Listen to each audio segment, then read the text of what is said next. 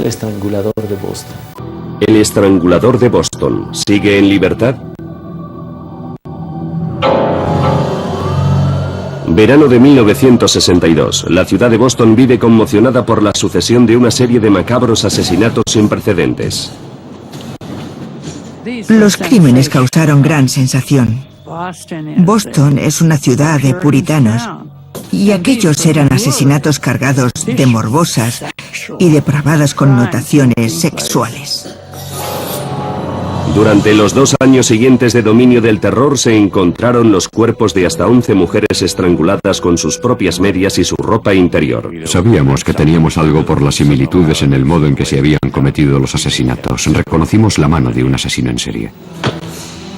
Con cada nuevo ataque, la obsesión de la prensa con el misterioso asesino no hacía más que intensificar el clima de pánico. En la ciudad de Boston reinaba la histeria. Los periódicos anunciaban "El asesino fantasma ataca de nuevo" o siniestros titulares de ese tipo en letra de tamaño 24. La presión sobre la policía para dar con el asesino o los asesinos es insoportable. Son muchos los que describen Boston como una ciudad bajo el yugo del terror. Trabajábamos 24 horas al día. No hacíamos más que pensar y vivir para la investigación. Entonces, 3 años después de que empezaran los asesinatos, el violador encarcelado Albert DiSalvo se confiesa autor de los estrangulamientos. Me subí encima de ella y luego la estrangulé. No era posible que nadie conociera tan al detalle lo que él sabía sobre los asesinatos. La investigación se cierra y los 11 asesinatos se dan por resueltos con la firma de la confesión de DiSalvo. Pero no todos los implicados en el caso quedaron conformes con esta conclusión. Los fiscales y los detectives me decían que DiSalvo no era el estrangulador. De hecho, era un pensamiento bastante extendido en los círculos policiales. 6 años después, DiSalvo es asesinado en prisión en sospechosas circunstancias. Algunos creen que pretendía retractarse de su confesión. Alguien lo mató para acallarlo. Y si DiSalvo no era el estrangulador de Boston, ¿quién era? Albert DiSalvo nunca fue sospechoso hasta que decidió autoconfesarse como el estrangulador. Antes de eso, había una larga lista de sospechosos mucho más probables que él. Muchos creen que una nueva investigación forense podría resolver el misterio. El ADN es la prueba definitiva para la identificación de un sospechoso y no nos permiten acceder a ella, a pesar de que tenemos derecho a verla. 40 años después de los hechos, ¿es conveniente que se revisen las pruebas para tratar de demostrar la inocencia o culpabilidad de DiSalvo de una vez por todas?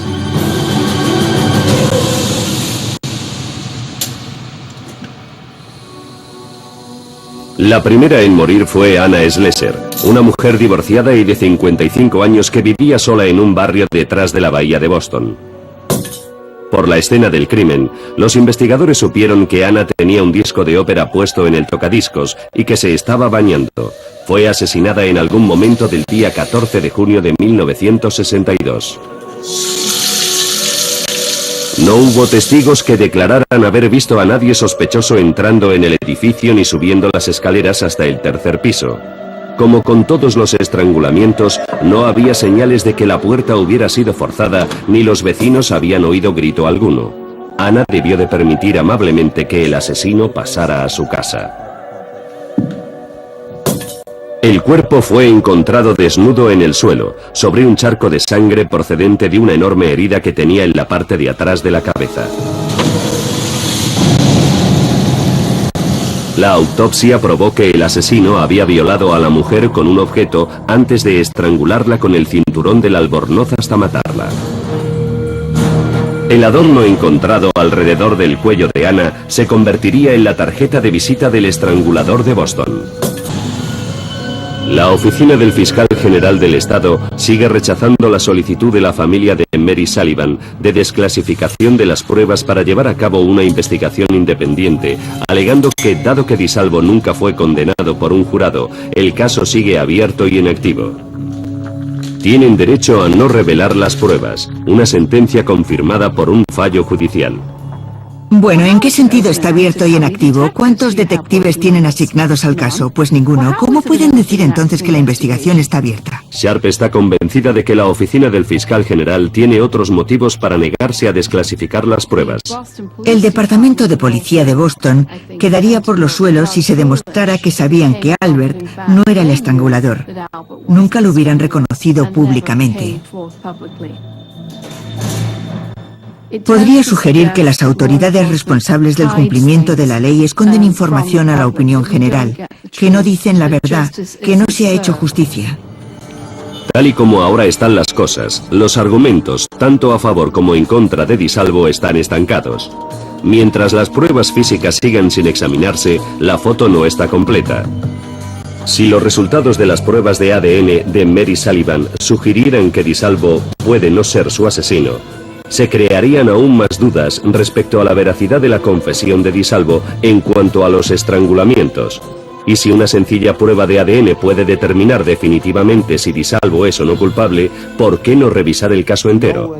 Nadie tiene un interés suficiente como para poner toda esa maquinaria de nuevo en movimiento. Fueron dos los fiscales generales que dieron su entero consentimiento para que el caso del estrangulador se cerrara. Para el actual fiscal general del Estado, profundizar en esa investigación es, en su opinión, una pérdida de tiempo. No se hizo justicia aceptando aquellas inconsistentes confesiones. No se hizo justicia con ninguna de las víctimas. ¿Qué pasa con los asesinos de todas esas mujeres? ¿Salieron impunes y quizás sigan sueltos por ahí? Podrían haber matado a otras personas.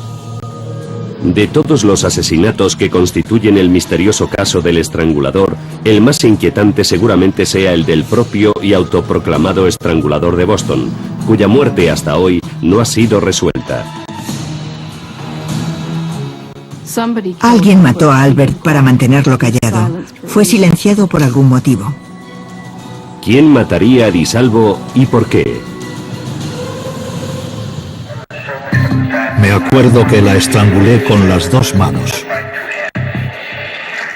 6 años después de que DiSalvo confesara ser el estrangulador de Boston, fue apuñalado hasta la muerte en el interior de la prisión de máxima seguridad de Walpole. Muchos creen que la muerte de DiSalvo no se debió a un simple incidente aleatorio, propio de la violencia carcelaria. Según la familia de DiSalvo y su psiquiatra, estaba a punto de retractarse de su confesión y creen que lo mataron para que la verdad se fuera con él a la tumba. De acuerdo con el doctor Ames Robbie, anterior psiquiatra de DiSalvo, el 25 de noviembre de 1973, DiSalvo lo llamó desde la prisión Walpole y le dijo que necesitaba reunirse inmediatamente con él. Le dijo, tengo algo importante que contarle.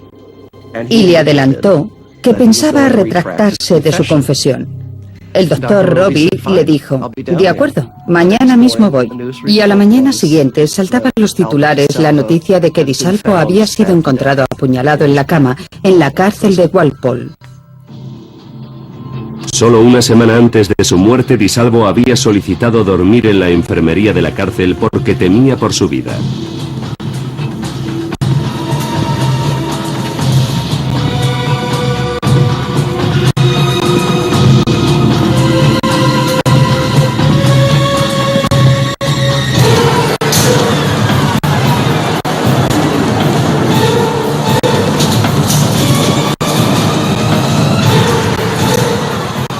Para entrar a la enfermería de la prisión era necesario pasar por 6 puntos de control.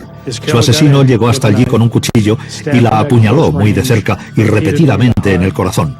Salió de allí cubierto de sangre, pasó de nuevo los controles de seguridad y nadie vio nada.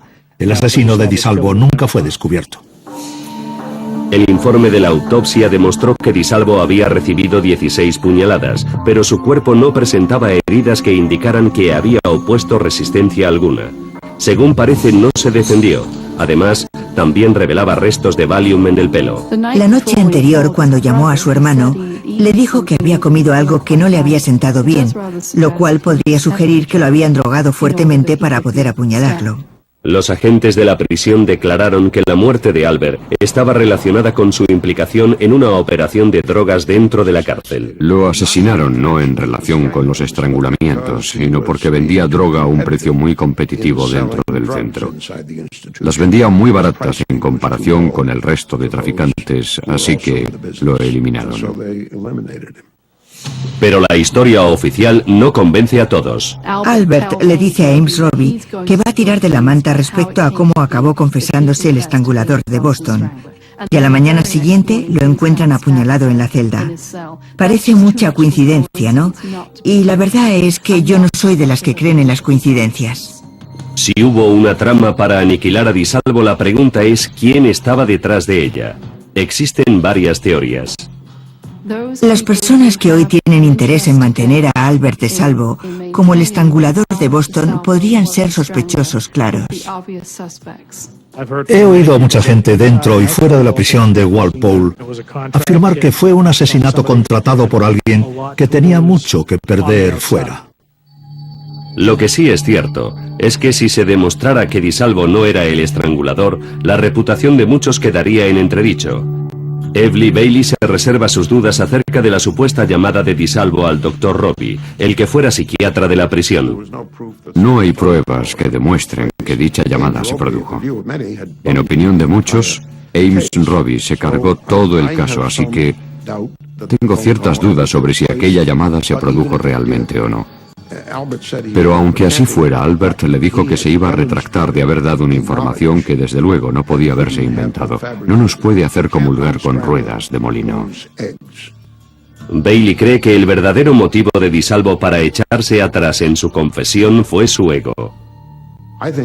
Creo que seguramente Albert estaba tratando de llamar la atención de nuevo sobre el hecho de que sabía que iba a morir en prisión y de que nadie se preocupara lo suficiente para averiguar sus motivos. Los motivos de DiSalvo son el núcleo del argumento en torno a si encaja o no en el perfil de un asesino en serie. Existen opiniones encontradas. Algunos de los psiquiatras que lo vieron apuntan a su infancia desgraciada como desencadenante de los estrangulamientos. Toda su vida fue un entrenamiento para convertirse en el estrangulador de Boston. Su padre era un hombre salvaje y cruel que pegaba a su mujer y a sus hijos. Una vez le rompió a su mujer los dedos uno a uno delante de sus hijos. Pero el Dr. Robbie, que conocía a DiSalvo antes de sus confesiones, nunca creyó que fuera el estrangulador. El Dr. Robbie no creía que Albert fuera el asesino. Había notado la tendencia de Albert a fanfarronear. Tenía que ser más y mejor que nadie. Si le decías que habías cometido 20 robos, él te contestaba que eso no era nada, que él había cometido 200, aunque nunca hubiera hecho nada semejante. En 1965 no existía la figura del experto en asesinos en serie. Hoy, algunos ponen en duda que el historial de DiSalvo sea el de un asesino patológico. La vida delictiva de DiSalvo empieza como ladrón de poca monta. Toda su vida fue conocido como el rompe y entra. Se abrió camino timando a diestro y siniestro. Tenía mucha labia. El anormal impulso sexual de DiSalvo lo llevó en numerosas ocasiones a la cárcel. En 1961 fue arrestado por una insólita cadena de agresiones sexuales, conocidas como los crímenes del hombre de las medidas. DiSalvo engañaba a las mujeres para entrar en sus casas, haciéndose pasar por agente de modelos. Entraba y hablaba con las mujeres y las convencía de que las iba a convertir en modelos. Les iba a pagar $40 la hora y que tenía que tomarles medidas. Cogía el metro y miraba si tenían la figura adecuada. Era sorprendente. Algunas mujeres llegaban incluso a quitarse toda la ropa y permitir que las midiera. En noviembre de 1964, DiSalvo fue arrestado por una serie de agresiones sexuales conocidas como el caso del hombre verde. Él mismo era el que presumía ante la policía de haber acosado a unas 300 mujeres. Como el hombre verde, DiSalvo amenazaba y agredía a sus víctimas, pero, según sus testimonios, no mostraba deseo de causarles daño físico. DiSalvo estaba obsesionado con el sexo, pero su historial no contiene señales indicativas de la extrema violencia de los estrangulamientos. Podría tratarse de una progresión por la que se hubiera vuelto más violento, desde el hombre de las medidas al hombre verde y al estrangulador de Boston. Pero hay un problema. Las agresiones del hombre verde son posteriores a los estrangulamientos. Defender la teoría de que Albert era el hombre de las medidas, el estrangulador y el hombre verde implica defender que pasó de 1 a 10 y de 10 a 3 en la escala de agresiones sexuales, lo cual no encajaba con nada de lo que hasta ahora nos consta sobre los asesinos en serie. Decir algo que no tiene sentido tampoco es un argumento muy sólido, porque nada tiene sentido con los asesinos en serie. El caso del estrangulador de Boston fue el primero de su clase en la historia de Estados Unidos. Por entonces no existían expertos en asesinos en serie que pudieran testificar sobre la personalidad de DiSalvo, los patrones de los asesinatos o la posibilidad de que DiSalvo hubiera realizado una confesión falsa. ¿Acaso el testimonio de los expertos de hoy apuntaría a DiSalvo como el estrangulador de Boston? Me acuerdo que le puse aquello en la cara. Si el caso se juzgara ahora, ¿cuál sería el veredicto? El estrangulador de Boston allanó el terreno para un aluvión de impresionantes casos de asesinos en serie posteriores. El asesino del Zodíaco. El hijo de Sam. Ted Bundy. Entender el perfil psicológico de los asesinos en serie se ha convertido en imperativo para la policía. Si hubiéramos sabido en 1965 lo que sabemos ahora, ¿habrían aceptado tan rápidamente las autoridades la confesión de Albert DiSalvo? En los 60 apenas se sabía nada sobre los asesinos en serie. Ni siquiera se había acuñado ese término, que no apareció hasta los 70.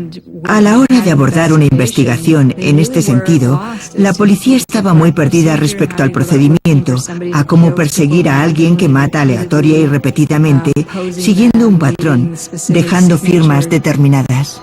La doctora Catherine Ramslat, especializada en psicología de asesinos en serie, tras analizar el caso, plantea serias dudas respecto a si DiSalvo tenía la faceta violenta que impulsó los estrangulamientos.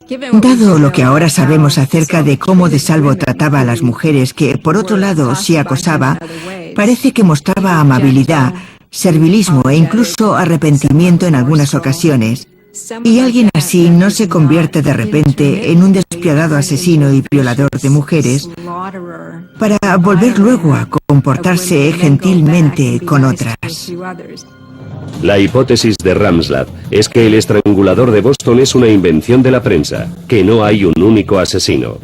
El así llamado caso del estrangulador de Boston no me parece obra de un solo asesino. Existen muchas diferencias en cuanto a la edad de las víctimas, el modo en que las trató. Algunas estaban colocadas de una forma determinada, otras no. Para que fuera solo uno, tendría que haberle cambiado radicalmente el factor que activara su impulso sexual, y la sexualidad no funciona así. No nos cambia porque queramos cambiarla o porque nos hayamos cansado de matar a mujeres mayores y ahora queramos matar a mujeres más jóvenes y más atractivas. No hay un perfil psicológico que justifique eso. Le crucé las manos y me puse encima de ella. El experto en confesiones, el Dr. Sol Cassin, ha analizado algunas de las transcripciones de la confesión de DiSalvo. Si revisamos algunos hechos que narra en su confesión, casi cada uno de ellos puede inferirse de las preguntas del interrogatorio. La bufanda, ¿cómo la utilizó? La até con ella, le até las manos. Se habla de una bufanda, pero lo menciona Barombley. La bufanda aparece en la pregunta, y momentos después le pregunta si le ató o no las piernas. ¿Le ató las piernas con ella? Si analizamos lo que pasó, cómo pasó, si estaba o no desnuda, qué llevaba o si estaba atada o no, en fin, Barombley marca el camino y DiSalvo lo sigue. Ese es el problema de la transcripción, que parece que Barombley contara la historia a través de DiSalvo. En las transcripciones casi encuentra pistas sobre otra posible filtración de información. La transcripción está salpicada de referencias claras de DiSalvo a objetos que parece que están en la habitación. Dice cosas como, el jersey estaba aquí, o esto lo hice aquí, como si le estuvieran enseñando fotos. Cualquiera que sepa algo de leyes sabe que no se puede enseñar al sospechoso la escena del crimen con anterioridad. Hay que recordar que una vez que un sospechoso reconoce haber cometido un crimen, la confesión posterior a esa admisión tiene como objeto demostrarla. Demostrar que efectivamente eres el delincuente. Si un interrogador entra en la sala y proporciona todas esas pruebas al sospechoso, la declaración queda invalidada. Entonces, yo me volvería al investigador y le diría, ¿qué más tenéis? Porque la confesión no sirve para nada. Por lo que nos consta, la respuesta ahora es la misma que en 1965. No tienen nada más en contra de Di Salvo. La única esperanza para que emerja la verdad definitiva en el debate sobre Di Salvo es el ADN. En ese punto, casi todo el mundo coincide. La oficina del fiscal general se declara abierta a una nueva investigación bajo las circunstancias adecuadas. Si existe una posibilidad de que los asesinatos se resuelvan, aunque sea 40 años después, creo que debemos aprovecharla. Estoy completamente de acuerdo, como creo que lo estarían todos los implicados en el caso. Me parece procedente la revisión por parte de las autoridades competentes, más bien exigible. El caso del estrangulador de Boston sentó muchos precedentes, como la de ser la primera investigación criminal en convertirse en protagonista para la prensa. La imagen del estrangulador fantasma se tornó en una celebridad por derecho propio. Se puso sobre la mesa el dinero de los derechos de los medios de comunicación sobre la historia. Fue un momento en que las reputaciones se ganaban o se perdían. El director del grupo de trabajo especial contra el estrangulador, John Baron Lee, acabó convertido en asesor de Hollywood. En la taquillera El estrangulador de Boston, Baron Lee era presentado como un heroico detective interpretado por Henry Fonda. El fiscal general Edward Brooke fue elegido senador de los Estados Unidos un año después de declarar culpable a Di Salvo. Recientemente Brooke afirmó que no estaba seguro si Di Salvo era culpable. Evelyn Bailey, que negoció el acuerdo para la confesión de Di Salvo, tuvo una participación en los derechos de autor del libro, suficiente para cubrir sus honorarios. Bailey se convirtió en uno de los grandes nombres del siglo como abogado de criminales. Hubo mucha gente que labró su carrera profesional gracias a este caso. El estrangulador de Boston fue una creación de los medios de comunicación y Albert Di Salvo fue el que se calzó los zapatos del diabólico fantasma. Fueron muchos los que sacaron tajada del estrangulador de Boston, incluido el propio Di Salvo. En la cárcel aprovechó su fama para vender gargantillas hechas a mano. La historia quedó enterrada con el asesino de Di Salvo en prisión, pero como un fantasma, la saga del estrangulador de Boston no deja de producir nuevas entregas. Cuando la familia de Di Salvo exhumó su cuerpo en 2001 para investigar su asesinato aún no resuelto, descubrieron que le habían extraído todos los órganos vitales. Los pulmones, el hígado, el corazón, los riñones y el cerebro le faltaban todos. ¿Se habían ido? ¿Dónde estaban? Creemos que pudieron quitárselos como parte del fenómeno de fetichismo que existe en torno a este caso. Todo el mundo quería un cachito de Albert. La historia subyacente al estrangulador de Boston es lo que ocurre cuando un asesinato se convierte en una mercancía. El capítulo final de uno de los asesinos más misteriosos de la historia aún está por escribir. Hasta entonces, los archivos de la policía sobre las 11 mujeres asesinadas permanecerán en el registro como casos abiertos no resueltos.